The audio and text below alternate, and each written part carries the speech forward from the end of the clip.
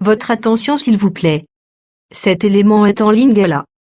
Contactez-nous pour savoir s'il est aussi disponible en la langue de votre préférence. Veuillez aussi noter qu'il est en audio uniquement, dépourvu de ce fait d'image originaire. Christ Equality Foundation, organisme international d'évangélisation, et sa rubrique Pasteur et thème vous présente cette vidéo en accord avec l'apôtre Jean-Claude Kassoyi, ministre de l'Évangile éternel. Suivez-le tous les jours sur christequality.com et sur évangileéternel.com. Là, vous y trouverez de manière ordonnée tous ces enseignements disponibles en texte, en audio, en vidéo et en direct à notre web radio et télé.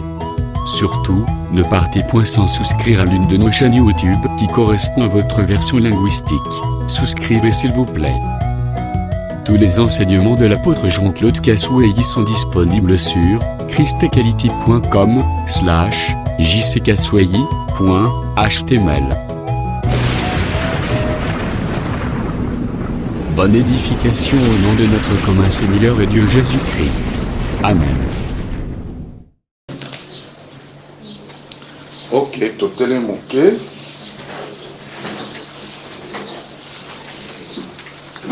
Tokotanga écriture na biso ya Lévitique chapitre 23. Lévitique chapitre 23. Lévitique chapitre 23, Tobandi à partir du verset 9 qui non verset 14. L'Éternel parla encore à Moïse en ces termes. Dit aux Israélites, quand vous serez dans les pays que je vais vous donner et que vous y ferez la moisson, vous apporterez au prêtre la première gerbe de votre récolte. Le lendemain du sabbat, il fera devant moi des gestes de présentation avec cette gerbe pour que vous obteniez ma faveur. Les jours où vous accomplirez ces gestes avec la gerbe, vous m'offrirez en holocauste un agneau sans défaut dans sa première année. Vous y adjoindrez une offrande de 6 kg de farine pétrie à l'huile qui, consumée par le feu pour l'Éternel, aura une odeur apaisante et une libation d'1,5 litre de vin. Avant ce jour où vous apporterez l'offrande à votre Dieu, vous ne mangerez ni pain, ni épis grillés ou grains nouveaux. C'est là une ordonnance en vigueur à perpétuité pour toutes les générations, partout où vous habiterez. Amen. Amen. Tuvandi.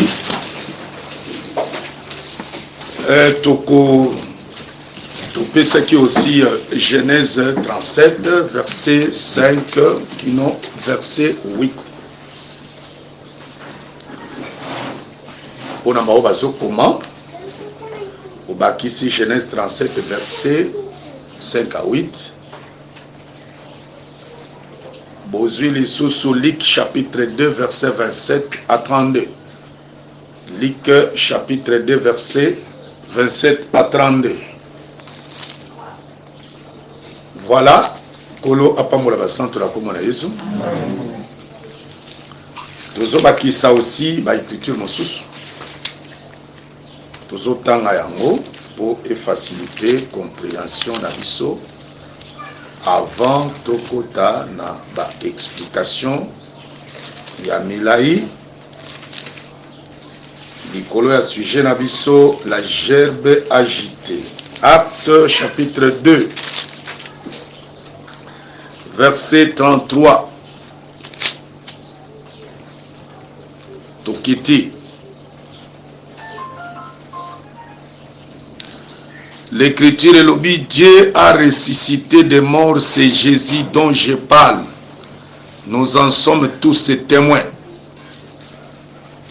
33. Ensuite, il a été élevé pour siéger à la droite de Dieu. Il faut vous souligner bien, il a été élevé. Pour nous expliquer la position, il y a Gerbe et il y a Joseph. Ensuite, il a été élevé pour siéger à la droite de Dieu. Et maintenant, comme Dieu l'a promis, il a reçu du Père l'Esprit Saint, il a répandu sur nous. C'est là ce que vous voyez et entendez. Que Dieu vous bénisse. Amen. Joël ici, chapitre 5, toujours Actes des Apôtres, chapitre 5. Aujourd'hui, le verset 31. Zamba Pamola Bassante. Les enseignements, il faut bien suivre ça. Actes des Apôtres, chapitre 5, verset 31. Et c'est lui que Dieu a élevé pour siéger à sa droite comme chef suprême et sauveur. Parce que Gerbe, il y a Joseph, Israël qui élevé, Israël qui debout. Mais les autres Gerbes, Israël qui naissait à Gerbe et à Joseph. C'est pourquoi pensez qu'il a été élevé. Zelango à partir, il y a Genèse 37.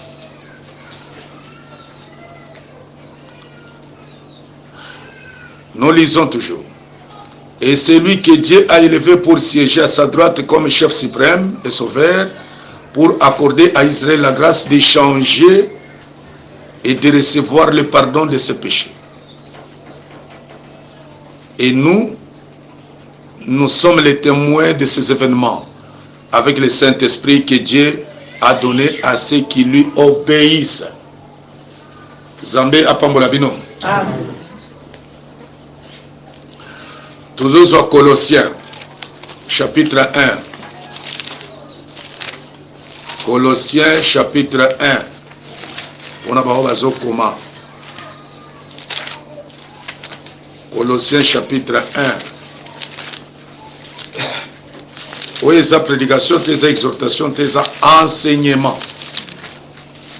L'enseignement, il faut bazola kisayo, bazako faire visiter tous les appartements de Salomon, la pensée de la gerbe, toya mon pikuya, mon pikou, ya pondu. Colossiens chapitre 1, verset 18, et le Bible. Tobandata verset 15. Colossiens chapitre 1, verset 15. Tozokita. Ce fils, il est l'image de Dieu que nul ne voit. Il est le premier-né de toute création. Il est le premier-né de toute création. Parce que la gerbe, c'est le premier-né. Il est le premier-né de toute création.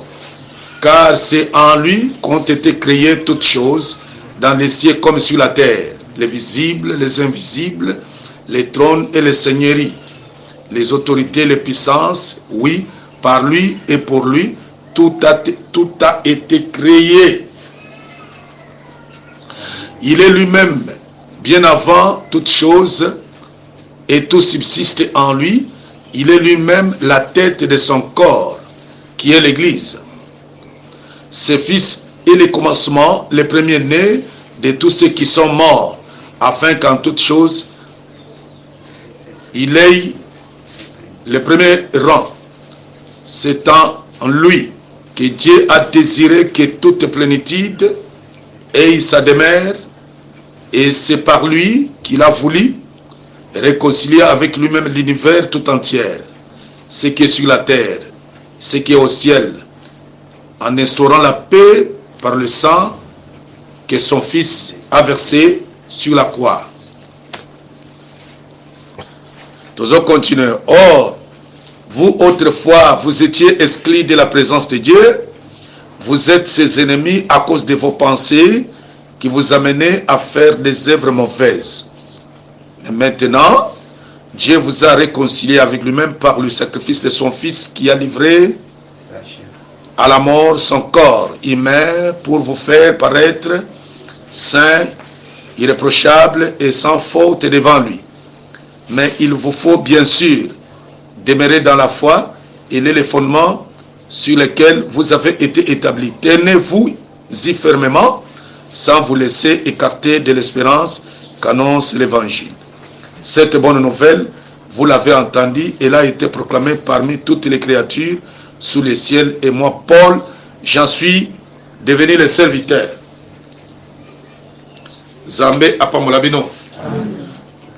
Ok, tous ceux qui savent qu'on a 1 Corinthiens. 1 Corinthiens, chapitre 15. Bakolito ya Yambo, chapitre 15. 1 Corinthiens, chapitre 15, verset 23. Mais cette résurrection s'effectue selon un ordre bien déterminé. Le Christ est ressuscité en premier lieu, comme le premier fruit de la moisson. Soulignez bien, le premier fruit de la moisson. Ensuite, au moment où il viendra, ceux qui lui appartiennent ressusciteront à leur tour. Amen. Voilà, nous avons expliqué. Pensez, il y a premier fruit de la terre. Tolobaki boyelobi. Zambé a recommandé qu'il n'y a pas en Israël nyos na elekoana. Alobaki na bango boy. Soki bokati elanga boloni zamba pambola bino bokati elanga to bilanga na bino boloni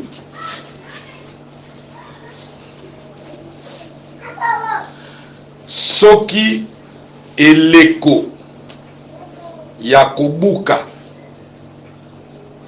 ekomi to epusani avant yo kende kolia nguba ya elanga wana, pondu ya elanga wana, masangu ya elanga wana. Est-ce que tozolanda? Okolongola par ya Nzambe, mais oyo ezali ko revenir na nganga Nzambe. Kolia nano ata eloko moko te, olongoli. Olongoli gerbe wana, oye nango epai ya nganga Nzambe. Nganga Nzambe akosala bonganga.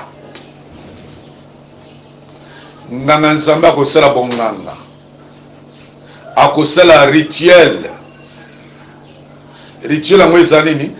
Akozwa mopiku wana oyeli ye. Tango bazoloba ke ako agite. Ko agite elingi koloba kotombola yango, kobenisa yango, kopambola yango. Nde osoka gerbe agite, agite wana eza kobenisa yango, kotombola yango. Tomonaki tango tozali na ba église catholique, sango akozwa lipa atomboli yango, c'est ça bon moti. Ake na mona gauche, ake na mona à droite, alakisi bato. Nde mouvement wana. Mais oya bango ba yebite. Oya biso ya Bible ezalaki na elobeli oyo batamaki sima na yango. Mopiko wana ndunda ezobima na elanga. Siko yo kana expliquer yo. Mopiko wana ndunda elingi kotalisama kezali kosekwa ya mulona oyo elonamaki. C'est-à-dire quoi? Moto azaki na nguba. C'est ça bongo. Ake nango abwaki yango na mabele. Est-ce que balobi ke tango yo zokende pona kobwaka nguba na mabele nde kobota mbala moko oye kopesa nganga Nzambe te? Seke na mabele. Tango eke na mabele esali nini? Ekufi no? Seke mupiko ya ndunda wana azali nde résurrection ya kona oyolonaki. Mais sikoyo nkona wana olonaki yango api sina kati elanga. C'est ça même mystère, il y a chant de Macpéla. Parce que elanga wana ya Macpéla natango Abraham azwaki yango ezalaki po ete alonaka bato na ye na elobeli mosusu akundaka bato na ye. Siko soki bakundi bango to baloni bango musatu yoso ayebi ke elanga ya Macpéla eza elanga ya lisekwa. Est-ce que tango momboto wana ekei libela te elanga ya Macpéla ezongisaka liso Isaac, ezongisaka Abraham, ezongisaka Pesara. Parce que c'est un chant. Que Dieu vous bénisse. C'est que ndenge tosalaki démarche na ya kotalisa ke elanga ezali mwasi, eza Marie, ezali Sarah, ezali Barachel. Nalingi oyeba peke elanga wana ezali eliningi ya kondima. Que Dieu vous bénisse. C'est que batoyo ba kufikati na kondima. Que Dieu vous bénisse. Bako sekwa. Maintenant tango bazo sekwa lande bazo koma gerbe. C'est pourquoi nous avons bazo benga Jésus que il est le premier né d'entre les morts. Et c'est lui le premier encore ressuscité. C'est que cela veut dire que Jésus balonakaye. Jésus azo comme gerbe élevé te, gerbe agité te avant akufa. Azo ya kokoma la gerbe agité après sa résurrection. Que Dieu vous bénisse. Nde azo koma gerbe agité. C'est pourquoi ekomami boye que andima kiliwa akufaki, mais après kokufa na ye Nzambe aelevaki. C'est ça sens ya koagiter la gerbe. C'est que Nzambe atomboli.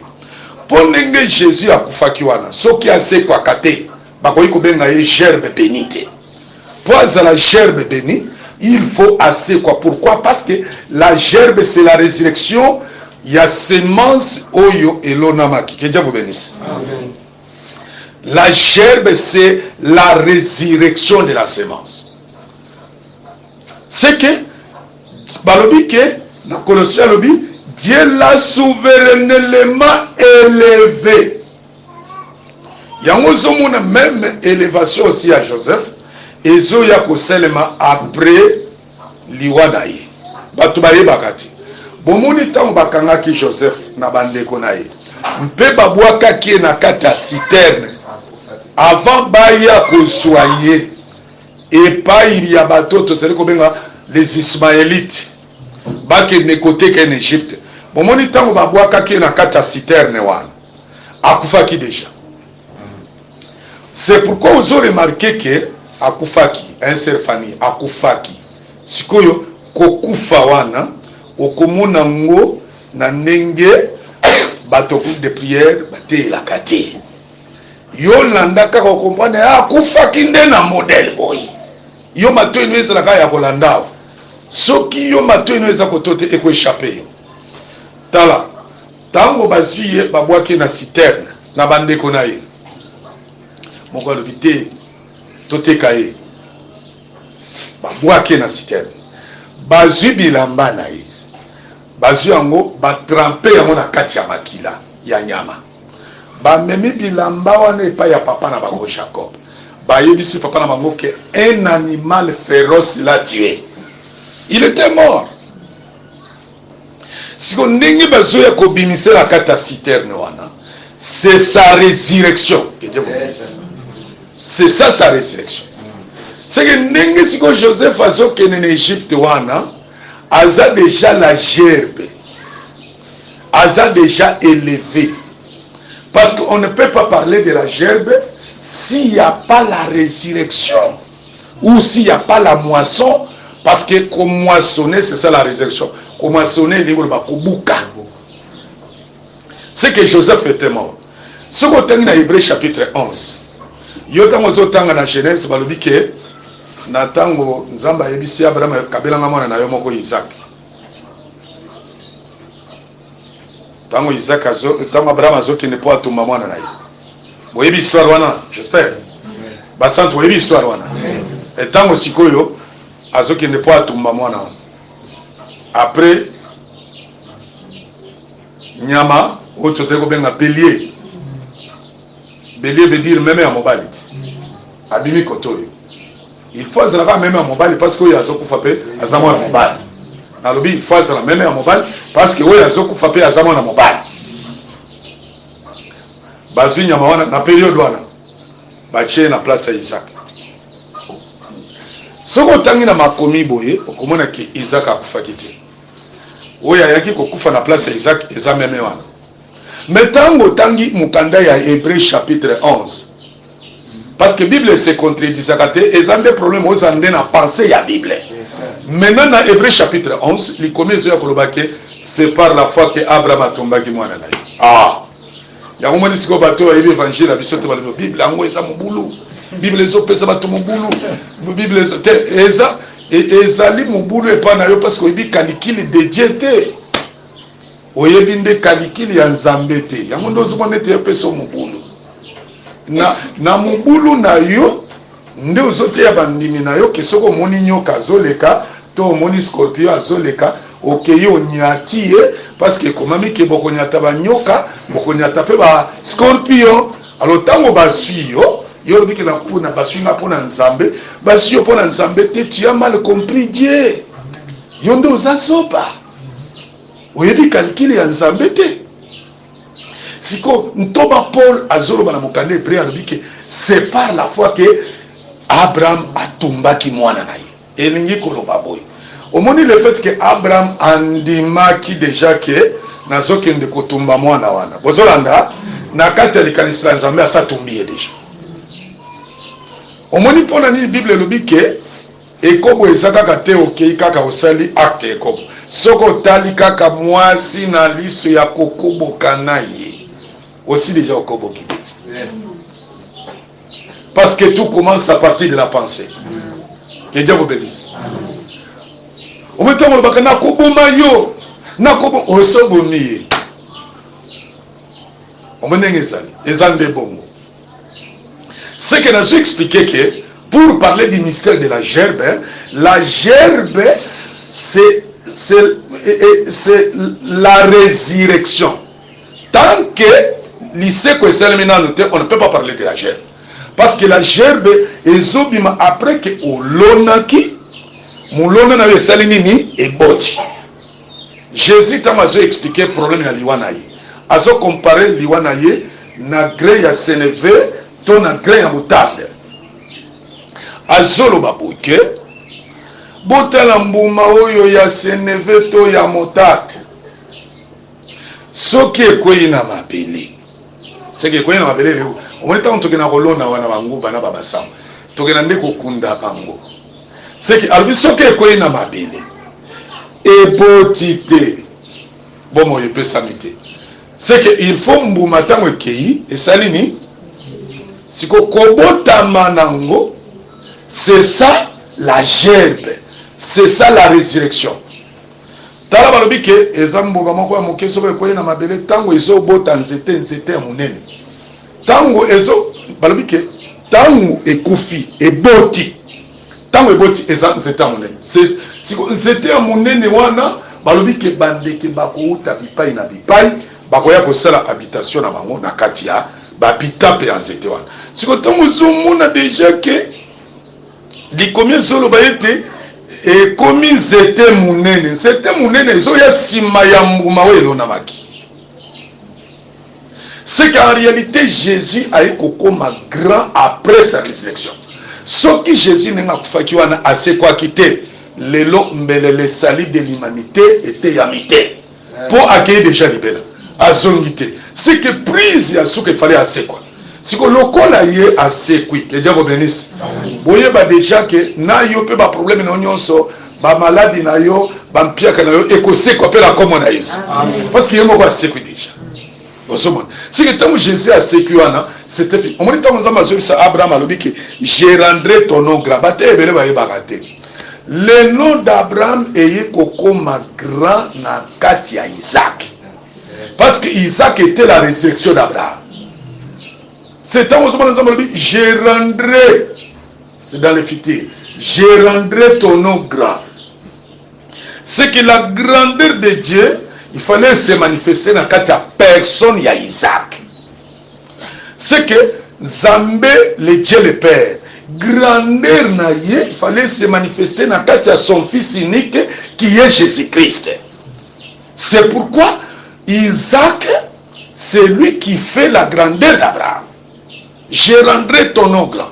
La grandeur d'Abraham qui l'a comme ça comme un homme ezali monene nakati ya Isaac. Parce que il faut voyer que pour Nzambe abikisa biso l'humanité akokaki koya comme Dieu le Père était. Nzambe sengela qui a une forme ya Dieu le Fils. C'est lui la gerbe dont je suis en train de parler. Nzambe sengela qui a nakati ya personne ya mwana naye.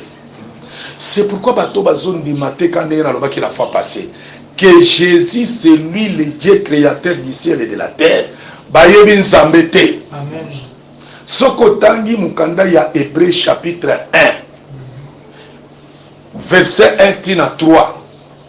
Balobi après avoir parlé à nos pères de plusieurs manières et de plusieurs reprises par les prophètes, Dieu nous a parlé en ce dernier temps par le Fils qu'il a établi héritier de toutes choses, par lesquelles il a créé le monde.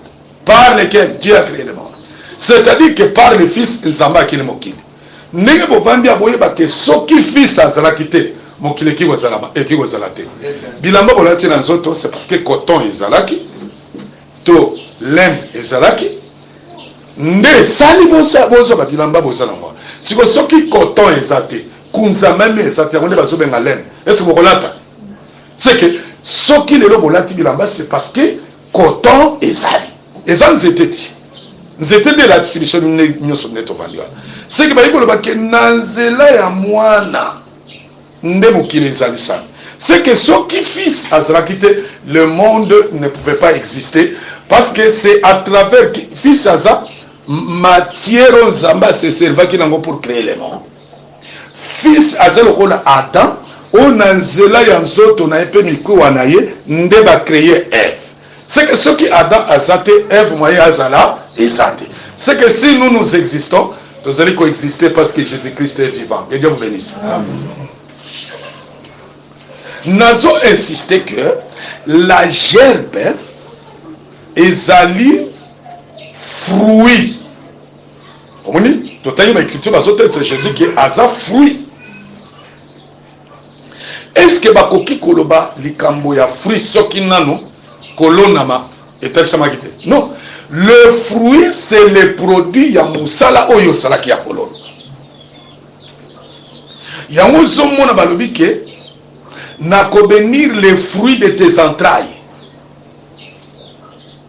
C'est que ce qui bazo benga Ruben mwana ya Jacob premier né bazo benga prémisse ezapambate parce que Azali Mosala Oyo, je parle de Ruben, Azan Mosala Oyo Jacob Asalaki a déposé qui la semence dans le corps de sa femme. Voici la Bible, Léa, Nanzela ya Léa, de Ruben Abi. Léa, c'est le champ. Maintenant Ruben nde mopikuana. C'est que Ruben Azali résurrection ya Jacob. Zamba pas pour ça. Maintenant, il remarquez ce qui se passe. L'Ikome Lobi na Lévitique chapitre 23 et Lobi Boy. Que le lendemain du sabbat, le lendemain du sabbat, ce qui va le dire le lendemain, il va venir. Le lendemain, il va venir. Hein? Ce qu'on a dit, c'est que Lobby, sima ya lobby non? Sima lobby est à 40e jour par rapport à l'élo. Non, non, par rapport à l'élo, l'élo toza l'élo. Sima lobby c'est que il après lobby non? Après lobby, kobanda l'élo ti lobby wana. Et ça combien de jours? 3 jours. Né mystère, il a expliqué mystère à 3 jours. Yamozomona Jésus a c'est quoi qu'il est 3e jour. Pour montrer qu'il était la gerbe. Jésus a confié le lobby kunande a c'est quoi qui. Tant oiseau c'est quoi maintenant à sa gerbe. C'est pourquoi la gerbe devrait être agitée le 3e jour. Oui, qui est le lendemain du sabbat. Est-ce que Lazare va se faire comprendre? Attends, comprendre te, Yolanda kaka, comprendre kaka.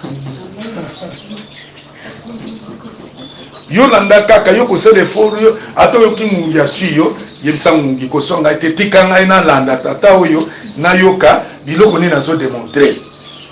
Si maya lobby le lendemain du sabbat veut dire le 3e jour. Si ko soki le sabbat est 50e jour. Le sabbat c'est 40e jour. 7e jour.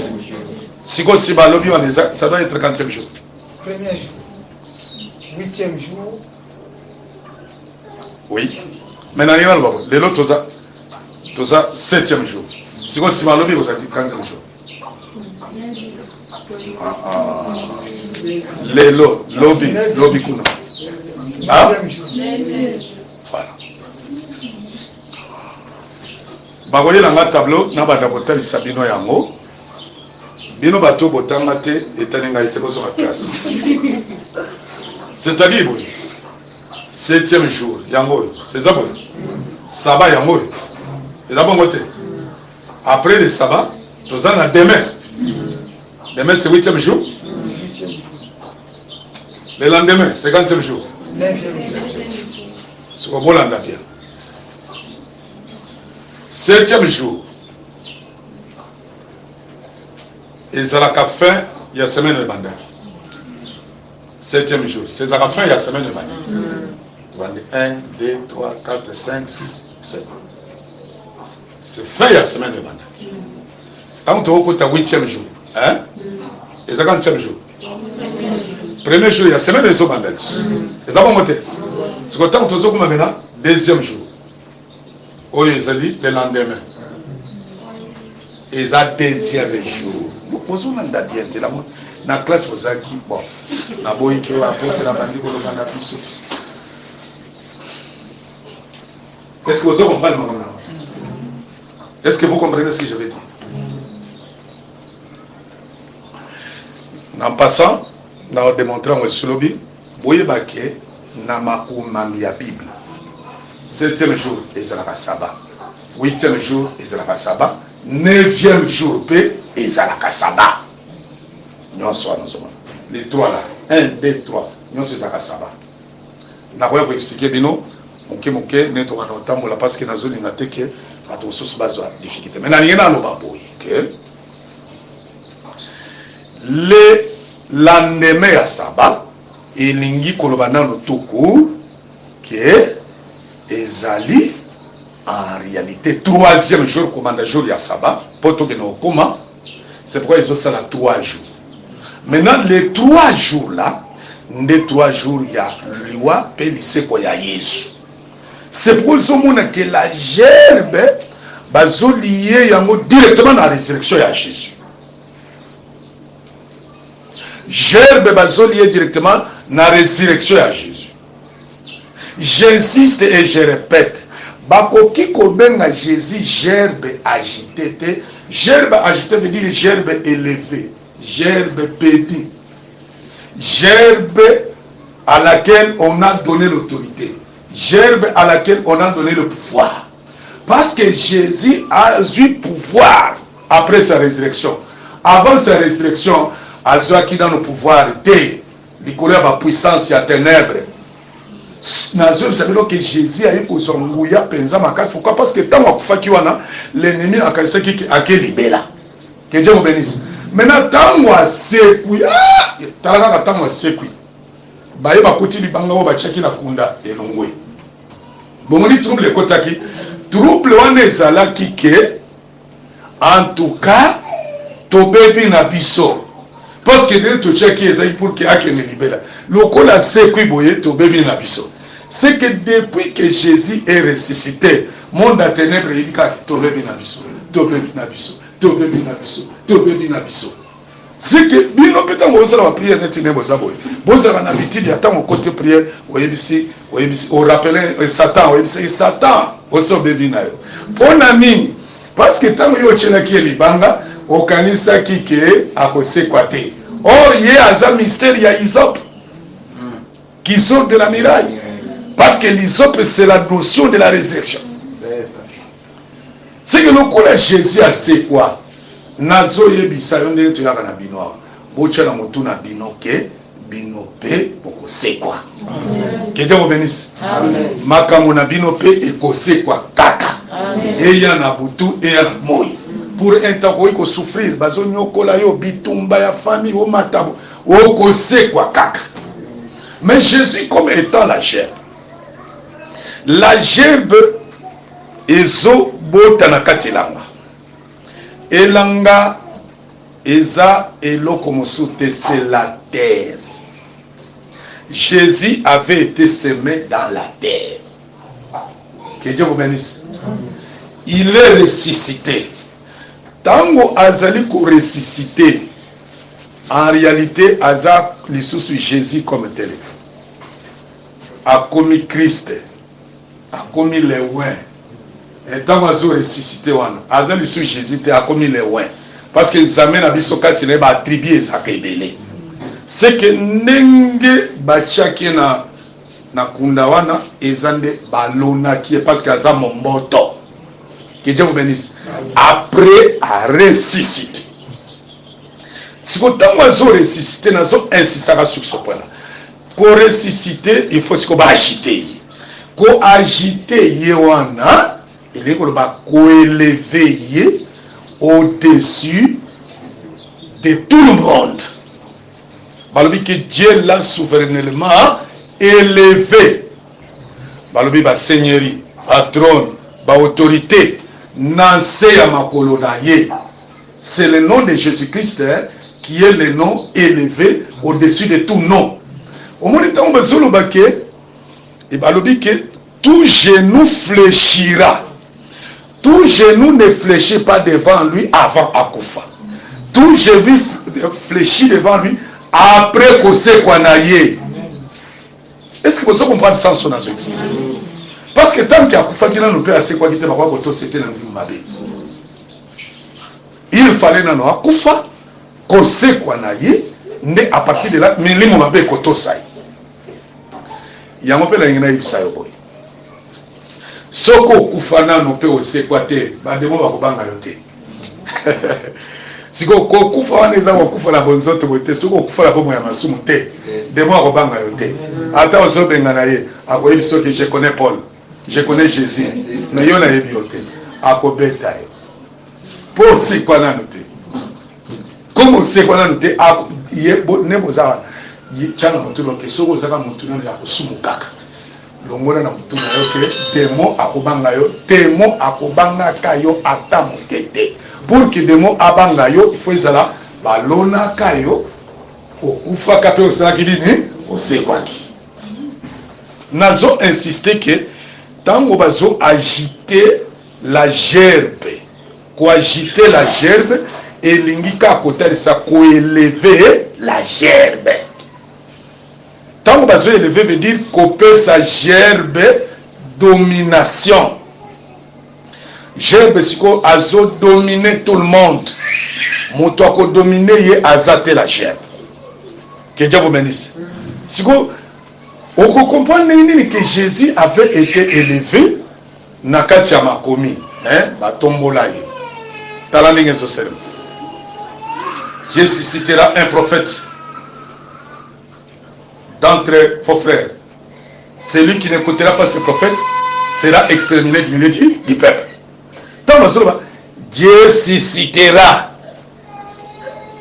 C'est que le peuple comme étant les champs, et l'angane na ota kotalisa, nakata champ balonaki, N'est-ce Nzambe aza kosisite kotelemisa. Moïse a tomboli. Na période naïe. Tous les prophètes va tomboli. En passant na lingana talisa ngomba boy. Verset oyo lobaka ke bato bayaki liboso na ngai bazaki ba voleurs na ba brigands et ça ba prophète était. Ceux qui sont venus avant Jésus qui étaient des voleurs et des brigands, c'est les sacerdotes lévitiques. C'est la sacrificature. Parce que les prophètes tous ont prophétisé touchant la grâce. Débat on a ezana na mesa. Bato aza ko débattre yango. Babengaki sacerdotes lévitiques ba brigands na ba voleur pour nani. Parce que selon 2 Corinthiens chapitre 3, bazobenga sacerdotes lévitiques na utilisé terme sacerdoce bato ba mesana na ba terme wana te ba omona ngolo la minda. Ata omoni minda yolanda kaka oko comprendre. Sacerdoce veut dire musala ya bonganga. Na elobeli a pété. Osope ça passe parce que tangalité. Alors ça dit sacerdoce c'est ça musala ya bonganga. Musala ya bonganga to banganga nzambe ya kala.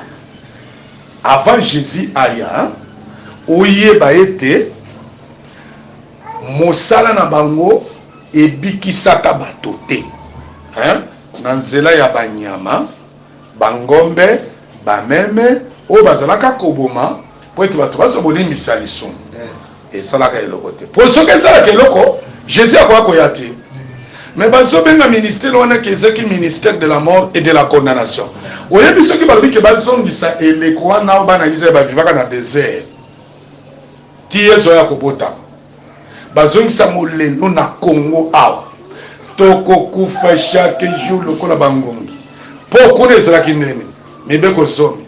Soki otosi moko obuki nef ozongela zero. Obetana. Soki otosi ata nef moko otosi yango te ozongi kaka zero. Tala kaka ndenge ya bango ezali bongo. C'est que oza obligé que nyonso otosa. Est-ce que l'autre otosa? Nan tozana kosumuka na ba makanisi. Nentozela moto akoye kubika za te bada Israël. So ozoma na Bible bazobenga uke c'était le ministère de la mort et de la condamnation. Na période wana sacerdoce lévitique wana ekotelaki na fenêtre, ekotelaki na porte. C'est pourquoi ça va voler. Ekotelaki na porte. Parce que la porte de brebis c'est Jésus. Ce qui a été sacerdoce ekotelaki na porte. Mais la période où Nzambe a prêté serment qui est l'éternel. Or l'écriture dit que Nzambe a complété serment qui est sacerdoce éternel. Parce qu'il y a qu'un jour sacerdoce soit écolongwa pour que sacerdoce soit sous ce côté en scène. C'est pourquoi nous sommes dans la période où il y a Noah. Noah a la chaka premièrement corbeau. Corbeau accueilli à Zongi à Memine et l'autre côté. C'est ça la première venue de Moïse. Maintenant, il faut maintenant que Batinda Ebenga. Bandeke wana o ezali kosala ba voyage wana kobima na kati ya maswa ya Noah. En réalité, ezalaki bandeke te, ezalaki nde elilingi ya batei mibale. Moko ayaki, akokaki makambo te. C'est la loi qui ne pouvait pas amener les assistants à la perfection. Bavandi servi petit vanda okoki makambo te. Nde ba kotinda Ebenga. Ebenga wana zaki ebenga te so zakati zaki bandeke eske ba kotinda ndeke bongo. Ezalaki bato batei mibale. Nebe kotina mote ya mibale. Kombo na ye pigeon to ebenga. Tango aye mbala liboso po atala soki maeka okaki na mokili. C'est na période ya mbula ya Noah. C'est tango aye balobi ke na sortine ya liboso. Esika ye kocha makolo ezalaki te. Elingi kotelisa koya ya liboso ya Yesu en Israël. Parce que balobi ke tango Jésus aye en Israël, alobi ke bandeke ya likolo bazala na bango banfwengi to barena bazala ba mabulu na bango me mwana na moto azala esika kocha makolo te nde benga yaki balane ya liboso esika ye kocha makolo ezalaki bandeke te ezalaki elingi ya bato batei mibale Que Dieu vous bénisse. Amen. Maintenant, et bien, ils sont à âge. Le coup, il qui yende à Koko Kamakam. Il continue pour la malayami balé. Que Dieu vous bénisse. Tant que vous avez balé, ne azui kasa yanzete baseli kubenga Olivier. Amemi yango na toilette te, amemi yango na arche. Si vous avez dans le Romains chapitre 9, chapitre 10, chapitre 11, bazotelisa que Olivier azaka tout un peuple. C'est qu'en réalité, Ebenga ayakinde kobikisa libota o ezaki na se ya condamnation o babengi Olivier amemi na kati ya royaume ya Nzambe o bazeli kobenga arche. Que Dieu vous bénisse. Ils ont confirmé que Jésus est né benga wana. Yango somo na tango azumi na mai ya baptême mukolo wana na mai ya baptême. Tango abimaki na mai ya baptême. Balobi ke molimo na Nzambe eyaki kotelema na motu na ye. Sous forme ya nini? Pona kotanisa ke yende véritable ebenga. Que Dieu vous bénisse. C'est que à partir de ce qui oyoki moto azolo bakeno Nzambe atindaki e korbo na linga kabele. Kombe. Yebisa ebe papa yaka na losambo ya basantu soko kanzeki ezaka ndeke ezaki ndeke te batindaka nde moto soka tuni moto monani oyebise prophète Moïse, celui qui est replanté par la loi, qui ne pouvait pas amener les hommes à la paix, à la perfection, c'est-à-dire qu'il ne pouvait pas amener l'olivier dans l'âge. Est-ce que vous avez compris ma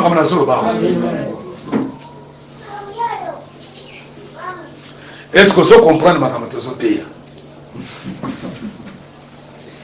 Ndeko mama lobiki yango mate yango bino bolokotaka wapi na biso tolokotaka na lola na lola mo ndenge nini ozana kayete na bité za kayete ko ya kaka on ndenge nini parce que comment dit que poussé par l'esprit les hommes ont parlé de la part de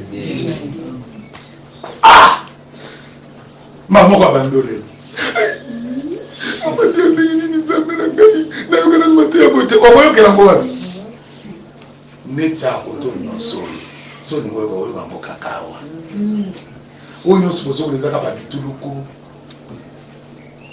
batu bazuluka kabila kufa okokuta oyo okokuta parce que oyo d'abord so bien na ba église so mona kaka liteya ezaka kaka 1 minute après motolobi bande ko ponga pe na saka kuna na saka servant liloba ya Nzambe wana oba ya so tondimi obondimi ni lelo ni boyo pokoli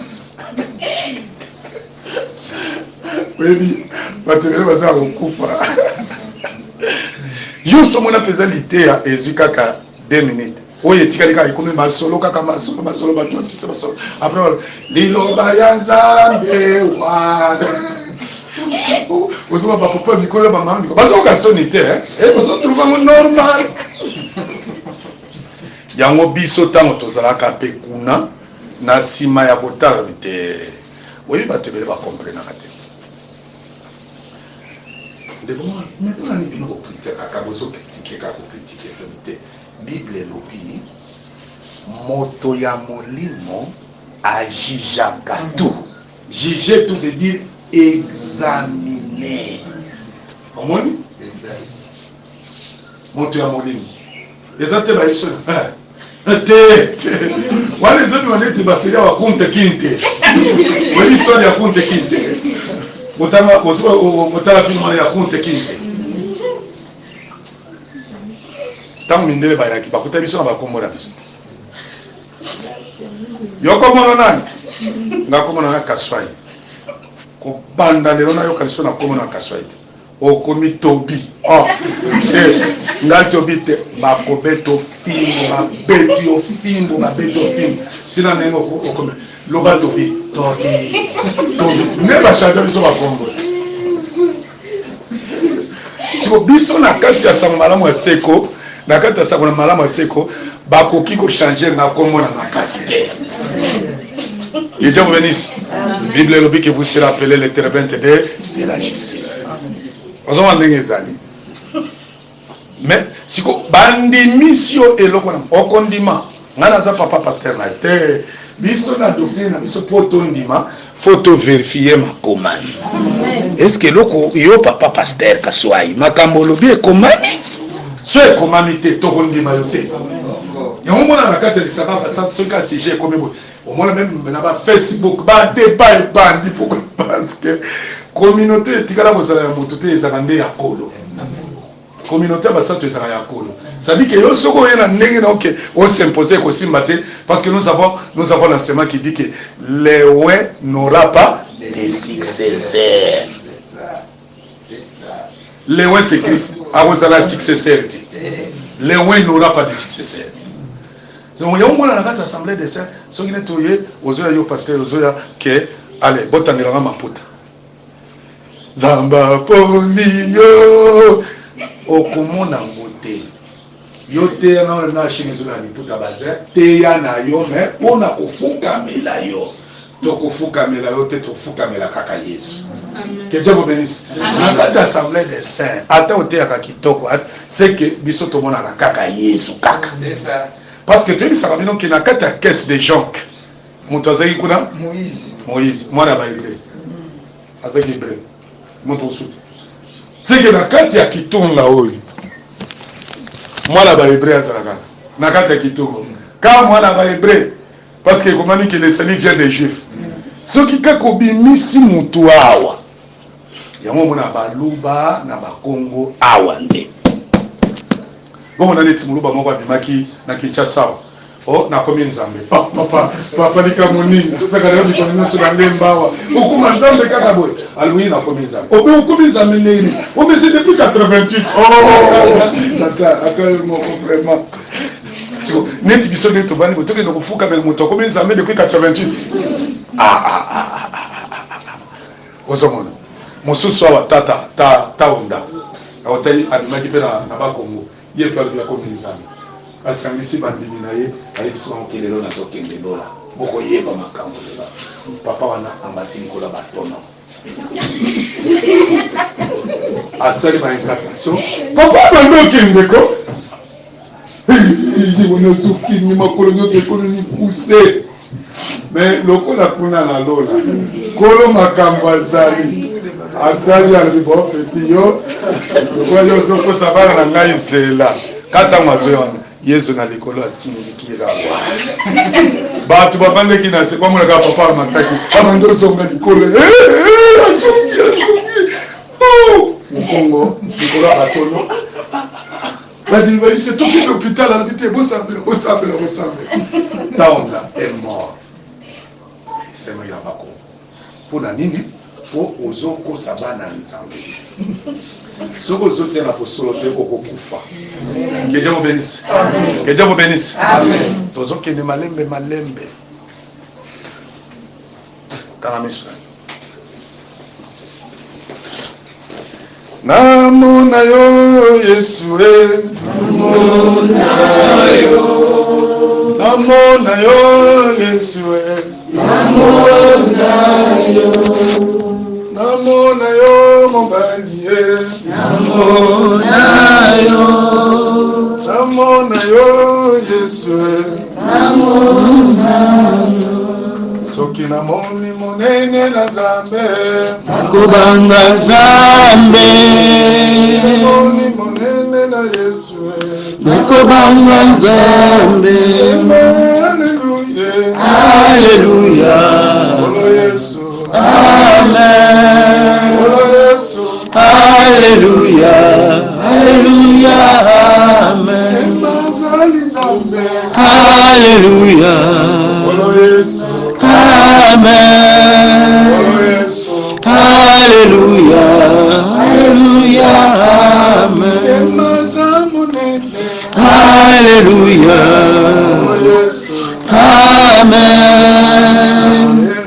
Alléluia Alléluia Amen Sambele pana nzambo ya tombola kabala na bato na tombola ki Yesu Kristo sima ya dise pona na. Merci d'avoir suivi ce message et que Jésus-Christ vous bénisse. Si vous avez une question à l'intention de l'homme de Dieu, si vous voulez que l'homme de Dieu prie pour vous, si vous voulez vous confier à l'homme de Dieu, ou si vous voulez tout simplement bénir l'homme de Dieu, contactez-le directement si ses coordonnées sont disponibles depuis sa page. Sinon, contactez-nous et nous lui transmettrons vos préoccupations. N'oubliez pas de faire un tour à notre page évangélisation pour voir en quoi vous pouvez vous rendre utile à Christ par cette œuvre. Que Dieu vous bénisse tous. Amen. ChristQuality.com. Les cieux en un clic de la souris. Évangile-éternel.com, le site de l'évangile éternel. Christ Equality Fondation, équilibrer la manne ramassée dans le désert de sorte que chacun ait un maire.